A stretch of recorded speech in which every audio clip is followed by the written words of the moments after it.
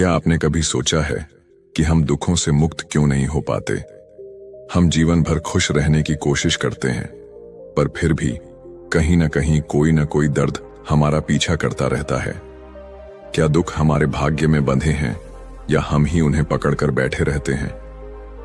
आज की इस प्रेरणादायक कहानी में हम एक ऐसे वृद्ध किसान की यात्रा को समझेंगे जो अपने दुखों से छुटकारा पाना चाहता था, लेकिन जब उसने बुद्ध से इस समस्या का हल पूछा तो उसे एक गहरा सत्य समझ में आया। यह कहानी न सिर्फ आपके मन को छू लेगी बल्कि आपकी सोच को भी बदल देगी। कहानी को अंत तक जरूर सुनिएगा। बहुत समय पहले की बात है। एक छोटे से गांव में रामदास नाम का एक वृद्ध किसान रहता था। उसकी उम्र 60 साल हो चुकी थी।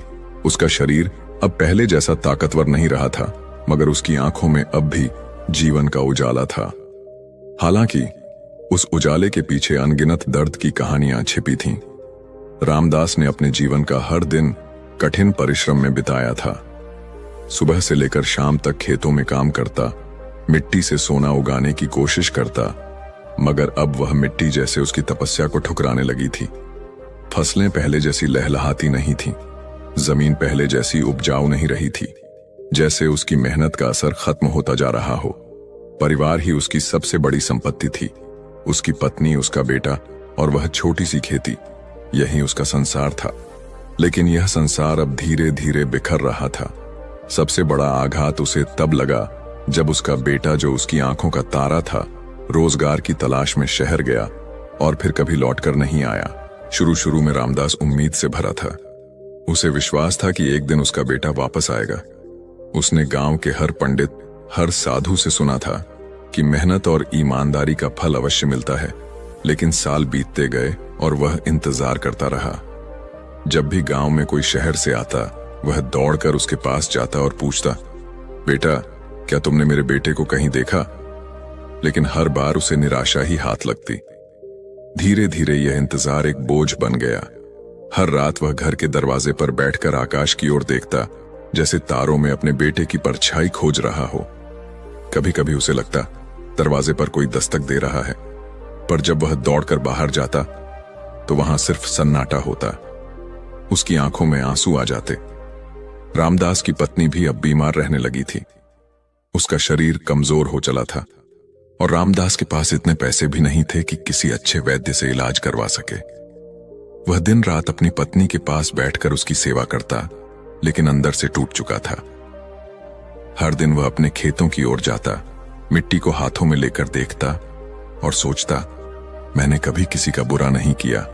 मैंने जीवन भर ईमानदारी से मेहनत की, फिर भी मेरे जीवन में इतना दुख क्यों है? क्या मैंने कोई पाप किया है? उसके इन सवालों का कोई जवाब नहीं था। बस एक गहरी खामोशी थी जो उसके दिल में घर कर गई थी।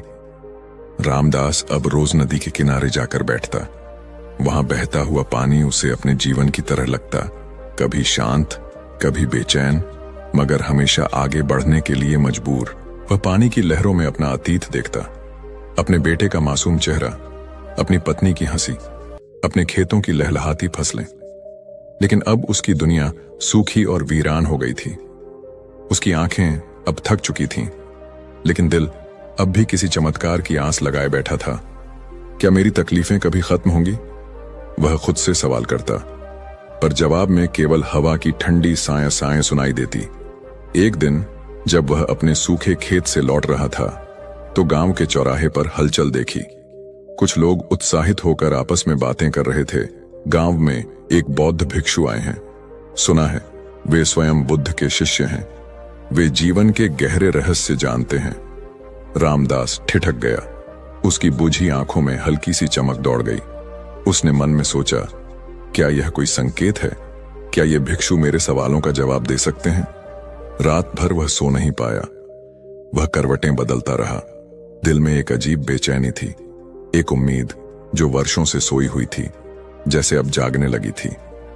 अगली सुबह सूरज उगने से पहले ही वह उठ गया। उसकी पत्नी ने धीरे से पूछा, इतनी सुबह कहां जा रहे हो?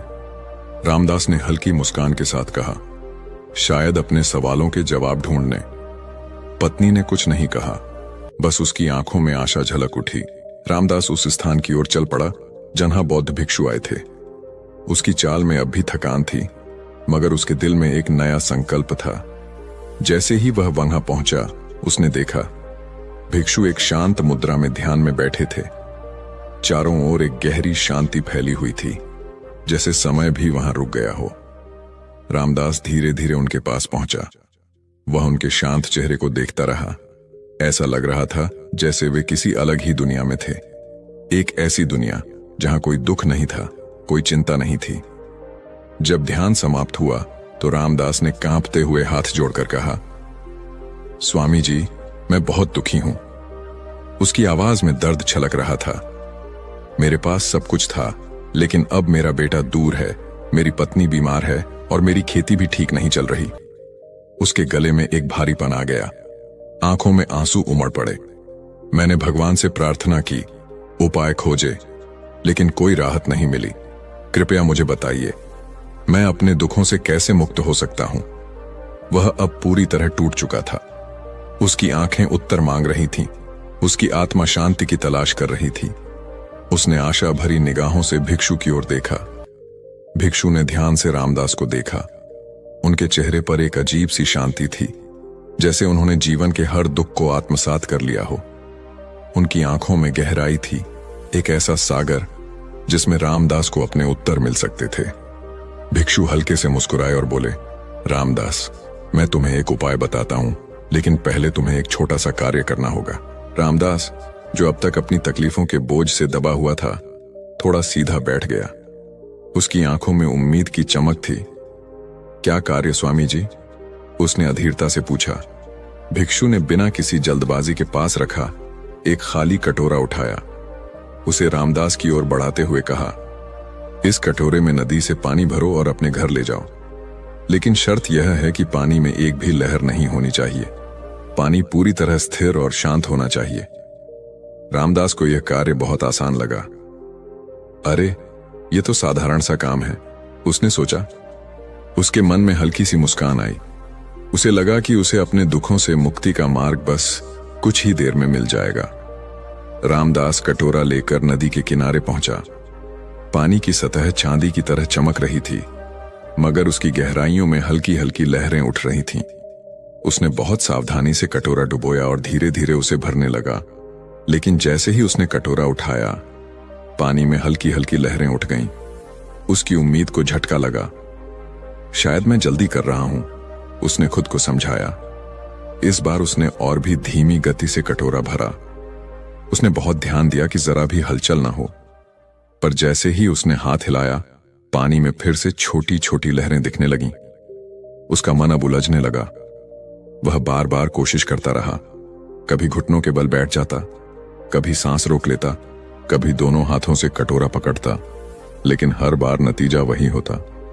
पानी पूरी तरह स्थिर नहीं रह पाता। गर्म सूरज की किरणें अब उसकी पीठ पर पड़ने लगी थीं। उसकी पेशानी पर पसीने की बूंदें छलक आईं। उसकी सांसें तेज हो गई थीं। क्यों नहीं हो पा रहा यह कार्य? उसने खुद से पूछा। उसका मन अब झुंझलाने लगा था। पहले उसे यह कार्य बहुत सरल लगा था, लेकिन अब यह एक असंभव चुनौती बन चुका था। वह बार बार कोशिश करता और बार बार असफल हो जाता। धीरे धीरे उसकी आंखों में निराशा उतरने लगी। कई असफल प्रयासों के बाद रामदास थककर वहीं नदी के किनारे बैठ गया। उसकी आंखें खाली थीं। उसे लग रहा था कि वह हार गया है। कुछ देर बाद वह भारी कदमों से भिक्षु के पास वापस लौटा। उसकी चाल धीमी थी, जैसे उसने सारी ऊर्जा खो दी हो। वह भिक्षु के सामने पहुंचा, कटोरा जमीन पर रख दिया और भारी स्वर में बोला, स्वामी जी, यह असंभव है। पानी को पूरी तरह स्थिर नहीं रखा जा सकता। जैसे ही मैं हिलता हूं, उसमें हलचल आ जाती है। उसकी आवाज में थकान, निराशा और एक हल्का सा दुख था। भिक्षु ने मुस्कुराकर कहा, ठीक वैसे ही जीवन में भी दुखों को पूरी तरह हटाया नहीं जा सकता। रामदास की आंखें अचानक भिक्षु के चेहरे पर टिक गईं। तुम जितना दुखों से भागने की कोशिश करोगे, वे उतना ही लौटेंगे। रामदास अवाक रह गया। उसके मन में हलचल मच गई। उसे याद आया कि कैसे उसने अपना पूरा जीवन अपने बेटे के लौटने की प्रतीक्षा में बिता दिया। कैसे उसने अपने खेतों की बंजर होती जमीन को देखकर चिंता की। कैसे उसने अपनी पत्नी की बीमारी को देखकर खुद को बेबस महसूस किया। क्या मैं भी उसी पानी की तरह था जो हलचल से बचने की कोशिश कर रहा था, लेकिन हर बार हिल जाता था? उसका दिल भारी हो गया। वह भिक्षु की बातों का अर्थ समझने लगा था। उसने पूछा, तो फिर मुझे क्या करना चाहिए? भिक्षु बोले, जीवन की नदी में लहरें उठती रहेंगी। तुम्हारा काम उन लहरों से लड़ना नहीं, बल्कि उन्हें स्वीकार करना है। दुख जीवन का हिस्सा है, लेकिन जब हम दुखों को पकड़कर बैठ जाते हैं, तब वे पीड़ा बन जाते हैं। तुम्हारे बेटे ने तुम्हें छोड़ा नहीं, वह अपने जीवन की यात्रा पर है। तुम्हारी पत्नी बीमार है, लेकिन उसकी सेवा ही तुम्हारा धर्म है। खेत कम उपज दे रहा है, तो इसे प्रकृति का नियम मानो और अपने कर्म करते रहो। भिक्षु ने आगे कहा, बुद्ध कहते हैं, दुख तब तक दुख है जब तक तुम उसे पकड़ कर रखते हो। जब तुम उसे स्वीकार कर लेते हो, तो वह बस एक अनुभव बन जाता है। रामदास की आंखों में आंसू थे, लेकिन अब वे दुख के नहीं, बल्कि समझदारी के थे। उसने महसूस किया कि जीवन के दुखों से लड़ना बेकार है। उन्हें समझना और स्वीकार करना ही असली समाधान है। रामदास ने अब अपने जीवन को एक नए दृष्टिकोण से देखना शुरू किया। उसने शिकायत करना बंद कर दिया और जीवन के हर क्षण को सहजता से स्वीकार करना शुरू किया। धीरे धीरे वह अधिक शांत और संतुष्ट महसूस करने लगा। उसके दुख थे, लेकिन वे अब उसे परेशान नहीं कर रहे थे। और यही बौद्ध धर्म की सच्ची सीख है। दुख को स्वीकार करें, उसमें उलझे नहीं। जीवन की धारा को वैसे ही बहने दो जैसे नदी बहती है। जितना हम उसे रोकने की कोशिश करेंगे, उतना ही ज्यादा उलझेंगे। आपको यह कहानी कैसी लगी, हमें कमेंट में जरूर बताएं। अगर आपको यह कहानी पसंद आई, तो इसे अपने दोस्तों और परिवार के साथ साझा करें। अपने मन को शांत रखें, जीवन को समझें और दुख को अपनाकर उसे मुक्त करें।